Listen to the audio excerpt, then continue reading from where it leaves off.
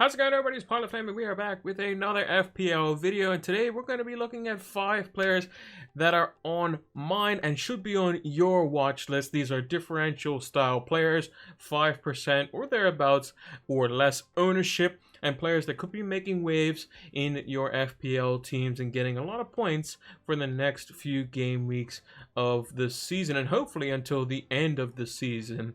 Fpl Watchlist is one of those players that I'm looking at my team, but he's not 5% ownership, and we'll be looking at some different Chelsea players potentially on the list to see who we could potentially bring in for players that can get us those extra bit of points to get us that next level in our FPL team, so we can end up with a good finish by the end of the season. If you haven't done so already, make sure to leave a like on the video, subscribe to the channel if you are new, and turn those notification bells on if you haven't done so already, so that you can get the content as soon as it is readily available. And drop us a follow over on Twitter so you can see all the posts and different things that we are posting over there in terms of new videos or streams. And speaking of streams, we'll be doing one next week Monday, preview stream on Twitch, PilotFlame226 on that platform as well. And we will be doing a deadline stream for Game Week 30, so that's next week Monday, 7 p.m. EST, and then 5 a.m. EST for the deadline stream as well. That's where we do all our FPL streams, so make sure to come check us out live for that.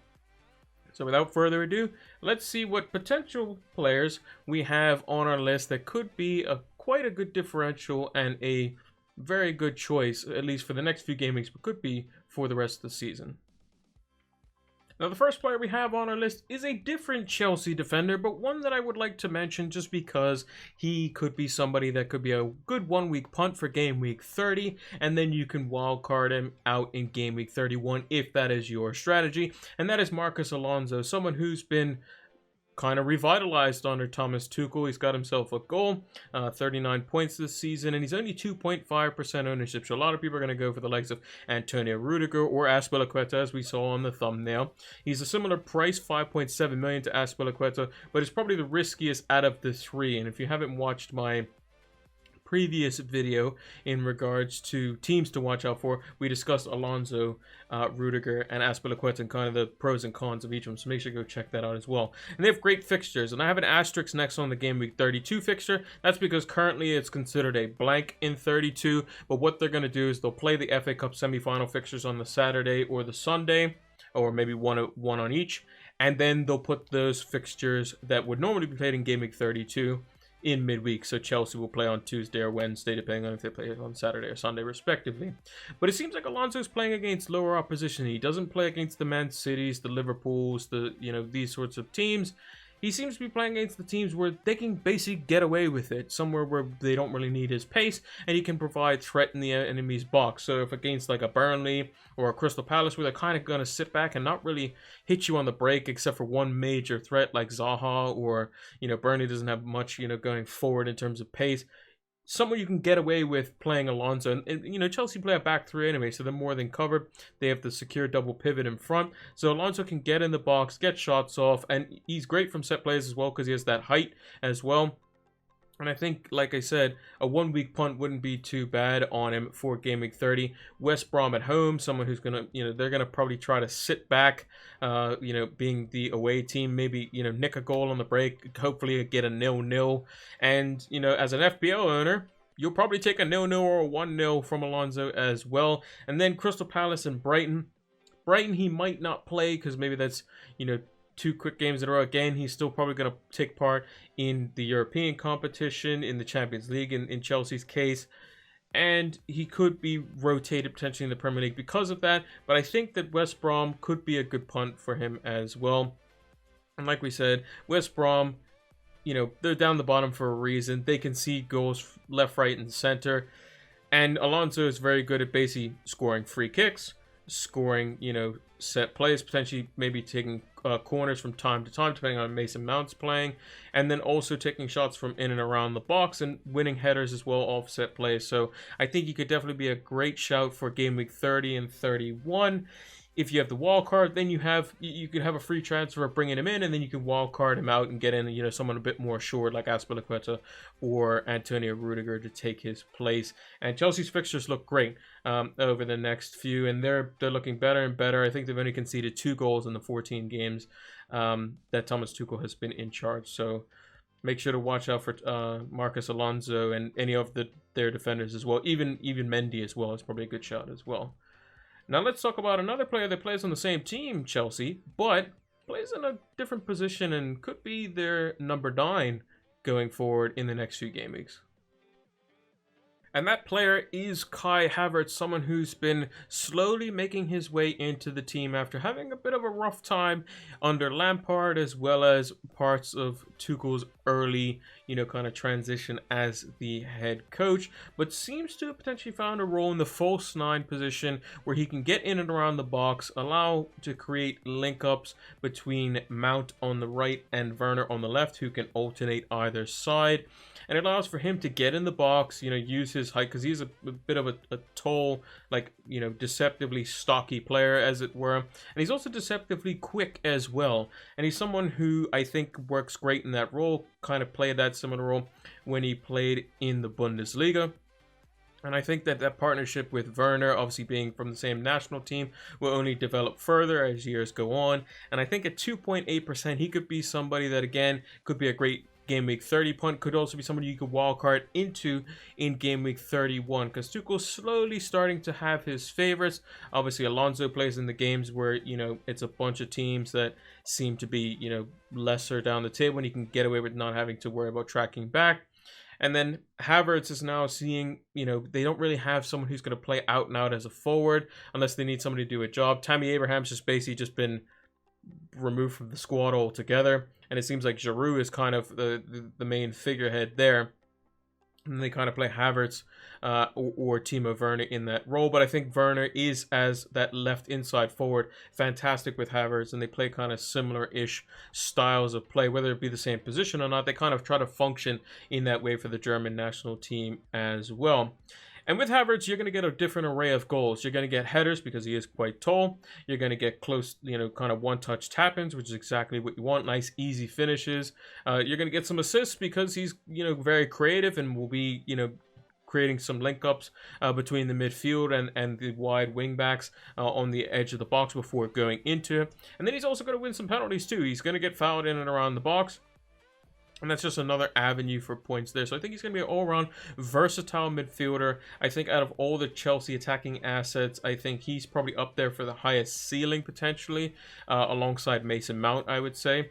But I think he's definitely a great differential. 8.2 million. I'm certainly keeping my eye on him. And again, West Brom, Crystal Palace, and Brighton, obviously, you know, highly likely that Brighton will be played. As mentioned, that's going to be where they're going to play on the weekend in the FA Cup, and then they'll play midweek versus Brighton. But I think that Havertz is a type of player that is very good in and around the box. It's where you want him. That's where Tuchel said he wants him, to get him closer to the goal where he is most threatening. And I think that partnership with Werner and Mount in that front three is just, it's great to see. They just got to kind of get that chemistry going and find that right fluidity, that right balance, and then they'll be basically unstoppable, because they already don't concede goals. If they can start, you know, scoring 2, 3, 4 past the weaker teams, then they should be golden. Now let's take a look at another player who is quite the goal threat, but plays in defense for a team that hasn't been scoring too much this season. And that player is Romain Saiss, someone who has started several games in a row now under Nuno Espirito Santo's Wolves side, and they've looked a lot better, going back to their original shape. The back three with the 4 in midfield or 5 in midfield, and either the 3, you know, kind of 2 wide men and the 1 out and out forward, or the kind of, you know, kind of duo pair of a front 2, let's say, like just using Pace, Traore, and Neto as an example. Once they get Jimenez back, they'll be even more of a threat. And I think Saiss is someone that benefits from that system a lot. He's, you know, pretty good defensively, especially in last-ditch tackling, but also from set pieces he provides and takes a little bit of weight off the likes of Bali and Cody, who are, you know, decent in the air in their own right, but he just provides that extra threat because he's someone who is very good movement-wise in and around the box, and that's shown because he scored 3 goals this season. Only 4.9% owned, just a shade under 5 million, and they Wolves have great fixtures pretty much up until more or less the end of the season in terms of clean sheets. After West Ham at home, Fulham away, Sheffield United at home, you would think 2 clean sheets and 3 maybe. And with the likely chance that potentially, you know, if you're having a wild card for 31, if it looks like Saiss is out of favor, then you can always swap to Cody, who you know is going to start because he is the captain for the team. And with that structure, like we said, with the likes of Bali, with the likes of Saiss, with the likes of Cody, it just provides a little bit more threat going forward for Wolves to win those set pieces, to win those corners, and that just adds more to Saiss's game, as well as when Raul Jimenez does come back, which he apparently is going to be playing some part in this season. It should be interesting to see because Jimenez, another threat in and around the box. Saiss also goes unnoticed a lot. He's very good at deceptively kind of moving in and around the box and creating space for himself, and he's not opposed to playing in different positions. He might not play in the back three. He could also play as, you know, a wing back as well, which makes him a bit more, you know, kind of versatile in that role. The only downside I would say is that he is streaky in the team. So Nuno has gone games where he's played like 5 or 6 in a row, and then he doesn't play for 4 or 5 in a row, and then he plays for 5 or 6 in a row, and then so on and so forth. Now, hopefully Nuno Espirito Santos kind of has his team settled and realized they have to go back to their roots with the 3-4-3 system that they were playing, and they just kind of have to get the right mix up front. So it's going to be Neto and then 2 others up front, or Neto and 1 other up front, and they slot the Dunker in a midfield 3. So I think that Saiss is definitely a good shout, a potentially very good game week 30 player to bring in if you're on a wild card. Definitely game week 31 as well, after you've seen what's happened after the international break. But I think it could be at least 2 clean sheets in 3 for the next 3 fixtures, and definitely some clean sheets after that. So a Wolves defender is definitely on my watch list going forward. Now let's take a look at another player who has been red hot recently and is just bagging goals for fun. And that player is Kelechi Iheanacho. 5.7 million for a forward is so cheap for someone as red hot as he is. 55 points this season with 6 goals. His last 3 coming all in the same game versus Sheffield United, and would have had some assists, which he hasn't registered this season in the Premier League if Jamie Vardy had his shooting boots on that day. But only 2.6% owned, and after the Man City at home fixture, very good fixtures up until and including game week 35 or 36. So West Ham away is probably not great, but they can definitely do something in that game. And then West Brom at home is definitely a great fixture there as well. Obviously, that is one that is, asterisk as well, because they have made the FA Cup semi-final. They'll play either on Saturday or Sunday, and then this fixture will be 99.9% reassured and able to be played in game week 32 in midweek as part of that game week. And like I said, he's the man in form. He got 2 goals in the FA Cup versus Man United in a 3-1 win, and then he also got 3 versus Sheffield United the game before that. I think they do cause problems for teams that play a back 4. Now West Brom's been kind of reverting sometimes to a back 4 with like a 4-3-3 system. West Ham has been playing a back 4 with Masuaku still out. And I think that Man City can potentially be exploited on the counter if they don't have the right setup. And Vardy has shown, as well as, the likes of many other Leicester players, when they played them early on in the season, they're definitely capable of hurting them. Although Man City didn't look as good as they do now. And like I said, after the Man City game, it's pretty much a sea of green. West Ham being the toughest fixture in there, and I think that they don't really pose too much of a threat in terms of keeping Leicester out. They are good defensively, but I think that Leicester are more than capable of scoring there as well. The only question would be here, and this is why it's one of the differential picks and why he's low owned at the moment, is will Maddison and Barnes disrupt that? Now, me personally, I think that when everyone's fit, obviously assuming the players like James Justin or players that are out till for the rest of the season, aren't back in the team. You have the likes of Barnes and Maddison that come back in. I think that Leicester or Brendan Rodgers should and probably will revert to a back three with Soyuncu, Fofana, and Johnny Evans. He'll play Castagne and then one of the other wing backs. Maybe he plays Albrighton, maybe he plays Pereira when fit.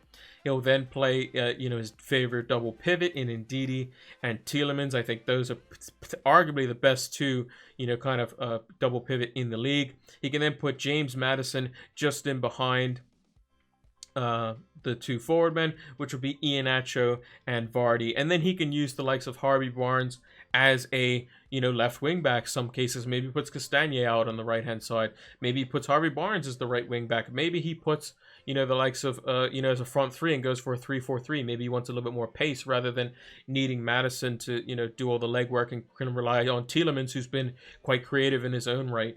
I just think Iheanacho is basically undroppable at the moment. He's performing even better than Vardy because he's the one sticking the ball in the back of the net. And I think as a front pairing, they work so well together, and I'm surprised they didn't use them more towards the tail end of last season when they just missed out on the Champions League. So I think Iheanacho definitely a one to keep an eye on for sure. I'm potentially looking at getting him in as potentially a replacement for Jamie Vardy because he's the one scoring more points, and we know you get more points for scoring the goals as a forward over the assists. So, and you get more BPS as well, which ultimately leads to more points. But that's assuming he stays in the team when the likes of Maddison and Barnes are back, who they should be back in the next couple weeks after the international break. And lastly, let's take a look at a midfielder that was on fire at the beginning of the season, sustained an injury, but is looking to make a comeback into our FPL teams this season. And that man is Diogo Jota, who is 6.7 million, has 6 goals to his name this season, and is under 5% owned, only 4.3%. Has some decent fixtures from Game Week 30 to Game Week 32, but it's the fixtures after that from 33 onwards, basically till the end of the season. Just an absolute fantastic set of fixtures. You pretty much can't get better than that. And potentially looking at a Liverpool double up, even triple up, even if they remotely, get their form back. Arsenal away definitely could be a fixture where they score some goals. Aston Villa haven't been as assured defensively as they have been, and they'll want to get one back over them as well. And then Leeds away as well is another one that they're definitely going to leave themselves open at the back as they have not kept clean sheets as they would have liked. And Diogo Jota, very cheap into that forward line. Potentially could be seen as someone who creates a different aspect for Liverpool. So there were situations where Jurgen Klopp was playing basically the 4-2-4 as it were. So we'd have the front men of Firmino, Jota, Salah, Mane all up front against teams that played a low block. He would just have Henderson and Fabinho just kind of holding and just recycling the ball, or Wijnaldum and Henderson or something like that. And then the back four. And Jota, I think, is a part of that because Firmino kind of creates the link-up play. Jota is the one that actually gets in the box and then finishes, whereas Salah and Mane can hold the width or play those inside forward channels and allow the fullbacks to come in and around the backside of the opposing fullbacks. Now, that can also be a good and a bad thing. It's kind of like an X factor, as it were, for Diogo Jota. It could be he's going to be the impact substitute, and that's what we're going to use him for, and that's definitely possible, but I think he's just too good. The form that he was on, 5 goals in 8 games, I just don't see that happening, and for 6.7 million, a double up with him and Salah, him and Mane could definitely be good going forward. And with that, obviously covers up some of Liverpool's weaknesses as well, playing that 4-2-4. Just don't worry about conceding goals. You have Nat Phillips, you have Kabak. They're centre-backs in their own right. Yeah, they're going to make mistakes. Yeah, you might concede some goals. But go back to the Liverpool of old. Use Jota, use Firmino, use Salah, use Mane, and just score more than your opponent like you did when you were just shy of beating Man City in the title before they won the title the following season. And I think Jota, somebody to get in and around the box, find that space, making runs in and around the box, and just basically putting the finishes in the back of the net. That's what you want. Liverpool can create a bunch of chances. It's just about who can stick them in the back of the net. Salah can be hit or miss. Mane's definitely been very missed this season, not as many hits. And Firmino's not that type of player. He's more of the setup kind of guy. And it's weird because with the system without Van Dijk, who wants to put the ball into the channel, to Mane or Salah, kind of more direct, and same with Henderson, same with Fabinho, as more functional players. They just want to push it to the front three. I think that with Jota in there, he's that guy who's going to pick up the positions that Firmino was finding himself in, allow Firmino to kind of drop off the line a little bit more, let Jota kind of take the, the head of the spear, as it were, and kind of get in there, in and around the box, find the cutbacks from Trent, from Robertson, from Salah, from Mane, and then put it in the back of the net. So I think Jota, definitely a player to watch out for. He's definitely on my watch list and could be a double up from game week 32 onwards. And that's going to do it for our Game Week 30 and onwards players for our watch list this game week. If you haven't done so already, make sure to leave a like on the video, subscribe to the channel if you are new, and turn those notification bells on so that you can get the content as soon as it is readily available. And leave a comment down below as to which players you're potentially keeping your eye on for Game Week 30, or potentially your wild card for Game Week 30 or Game Week 31 as well. I know a lot of people are wild carding. I personally don't have mine, but that's why I saved 2 free transfers for the end of the international break, so I could potentially do like a mini wild card, maybe take a hit to bring in the players that I want. And make sure to give us a follow over on Twitter so you can see when we post all of the different content, whether it be a YouTube video or our streams for when we go live over on Twitch, which is PilotFlame226 on that platform. We will be doing our streams starting next week again. Preview stream 7 p.m. EST for Game Week 30, and then the deadline stream 1 hour before the FPL deadline. There'll be a pinned comment down below so that you can check the exact times and the link for that as well. Thanks for watching, and until the next one, take care.